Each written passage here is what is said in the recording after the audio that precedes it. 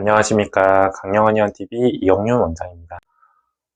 오늘은 제가 좋아하는 인물의 책을 한 권 소개해 드리려고 합니다. 언젠간 잘리고 회사는 망하고 우리는 죽는다 라는 재밌는 제목의 책인데요. 사실 이 책의 내용도 좋지만 이 책의 글쓴이가 더 재밌는 분입니다. 굉장히 핫했던 아무튼 출근의 카드 회사 편에서 많은 명언을 남겼던 분이고, 그때 방송에도 나왔던 글귀가 책의 제목이 되었네요. 저자이신 이동수님은 무빙워터라는 유튜브 채널도 있으시고, 얼마 전에는 한의사 친구분을 방문하신 편도 재밌게 봤습니다. 이분의 삶의 방식에 굉장히 부러움을 많이 표하는 분들이 있었고, 저도 그런 사람 중에 하나입니다. 예를 들면 승진 기회를 앞두고도 육아휴직을 쓴다든지, 안식월 제도를 회사에서 가장 먼저 사용하는 사람이 됐다든지. 근데 그런 방식이 이기적이지 않고 내가 정한 기준, 거기에 오히려 부합하기 위한 선택이라는 점입니다. 공휴일에도 모두 다 진료하는 제 입장에서는 정말 부럽고 대단한 결정일 수밖에 없는데요. 이런 틀을 깨는 사람은 평생 제가 이루지 못할 경지이지 않을까 싶습니다.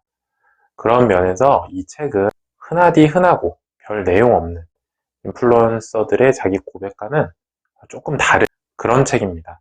또 방송에서 보았던 이동수님의 삶의 방식이 왜 형성되었는지 좀 심층적으로 알려주는 내면의 고백들도 많습니다. 밀리의 서재도 있으니까 꼭 한번 읽어보시면 좋겠고요. 오늘은 이동수님의 개인적인 이야기보다 삶의 철학에 대해서 적은 글 중에서 제가 인상 깊었던 내용을 공유해 보겠습니다. 첫 번째, 시련에 부딪혔을 때 절대 무너지지 않고 자신의 삶을 사랑하는 사람이 되었으면 좋겠다.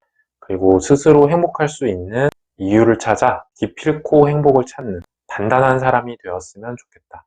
자신의 삶을 행복하게 만들 줄 아는 사람은 분명히 좋아하는 일을 찾고 사람들에게 영감을 주고 주변마저 행복하게 만들 것이다. 무엇보다 자신이 정말로 원하는 삶을 살 수 있다. 아이에게 이 단단함을 가르칠 수 있는 유일한 방법은 내가 그런 삶을 사는 것이다. 이 부분은 삶의 태도이자 교육관인데요. 절대 무너지지 않는 사람이라는 단어가 참 와닿는 내용이었습니다. 아무리 공부를 많이 해도 내면에서 자기 스스로 행복을 느끼지 못하는 사람. 이게 과거의 제 모습이었기 때문입니다. 대학교 와서 스스로 행복을 잘 찾는 친구들을 만나서 많이 좋아졌는데, 행복을 이렇게 찾아서 내 것으로 만드는 것은 생각보다 편차가 크더라고요.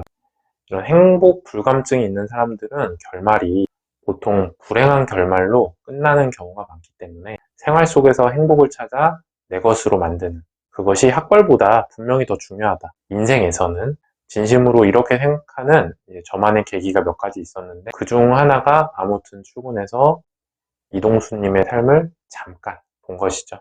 두 번째, 누군가 내가 가지지 못한 것을 가졌다면 경계해야 될 감정은 질투다. 내가 가지지 못한 것에 대한 나쁜 감정, 상대방이 미워지는 감정이다. 여기서 한 단계 더 나아가서 최악인 것은 자괴감이다. 내가 가지지 못한 것이 내 탓이라는 마음, 그로 인해 불행해지고 무너지는 자신. 나를 포함한 대부분의 사람들은 부러움을 느낀다. 그러나 내가 추구하는 감정은 멋있다다. 내가 가지지 못한 것에 대해서 멋있다고 표현할 수 있는 사람은 부자다. 내 삶을 진정으로 사랑하는 사람만 그런 말을 할 수 있기 때문에. 이 글을 읽자마자 제 마음을 이렇게 바꿔봤습니다. 친구들 중에서 저보다 한의원이 더 잘 되는 경우도 있고, 투자를 성공적으로 하는 친구도 있고, 원래 잘 사는 친구도 많겠죠. 제가 최악인 점은 제가 그 점에서 더 낫지 못하면 스스로를 더 채찍질함으로써 그걸 부러움을 이겨내려고 한다는 점입니다. 이 책을 읽고 나서부터 그런 친구들에 대한 감정을 멋있다라는 단어로 생각을 바꿔봤습니다. 일단 효과가 있고요. 저보다 잘난 친구들에 대한 부정적인 감정보다 실제로 긍정적인 감정으로 단어 하나만으로 많이 바뀌는 것을 느꼈습니다. 세 번째, 이제 굳이 친절할 것. 굳이라는 표현이 있다. 하지 않아도 되는 일, 억지로 한다는 말이다. 오지랖일 수 있다. 뭘 하는 걸 좋아하지 않지만 굳이 친절했으면 좋겠다. 어쩌면 매너라고 표현해도 되겠다. 굳이 버스를 타면서 안녕하세요 라고 인사를 하고, 굳이 식당에서 맛있어요 라고 표현을 하고, 굳이 식당에서 먹은 그릇을 정리한다. 굳이 엘리베이터 뒤에 오는 사람을 위해서 잡아주고, 굳이 낯설어하는 사람에게 가서 말 한번 걸어주고, 굳이 지나가는 아이에게 귀엽다 말해준다. 이 글과 연결되는 책이 이번에 나온 허지용 작가의 최소한의 이웃이라는 책이 될 것 같습니다. 이제 아마 쿨함이라는 단어나 누카력 같은 단어 속에서 굳이 내가 왜? 라는 사고가 한국 사회에 번지고 있는 것 같습니다. 어쩌면 기성세대 한국인의 정의라는 관념에 대한 반발 심리가 굉장히 큰 것 같은데, 굳이 하지 않아도 되는 좋은 일을 하자라는 게 이동수님 같은 인간적인 매력을 높여주는 방법이라고 생각됩니다. 아무도 이제는 안 하는 일을 굳이 하는 소수 사람을 좋아하는 게 당연하니까요. 네 번째, 짧은 호흡으로 보자면 회사는 업무를 수행하는 곳이지만 결국 우리의 인생이 단편 이렇게 모인 곳이기도 하다. 너무 일에만 몰입한 나머지 주변 사람을 보지 못하면 나중에 후회할지도 모른다. 결국 근무라는 것도 사람끼리의 업무이기 때문에 같이 일하는 사람과의 추억이, 관계를 소중히 생각해라는 말인 것 같습니다. 직장인들이 대부분의 시간을 보내는 곳이기도 하니까 인간관계를 하루하루 만들어가는 것이 물론 돈 버는 일보다는 조금 덜 하겠지만 중요하다는 이야기겠죠. 저 같은 경우도 한의원에서 같이 근무하는 저희 원장님들이나 선생님들하고 하루하루 근무를 해서 그걸 쌓아 올린 게 결국 한의사로서의 인생이니까요. 이 외에도 정말 특이한 이동수님의 삶의 방식과 그것이 형성되는 과정에 대해서 궁금하시다면 꼭 한번 읽어봐야 될 책이라고 생각합니다.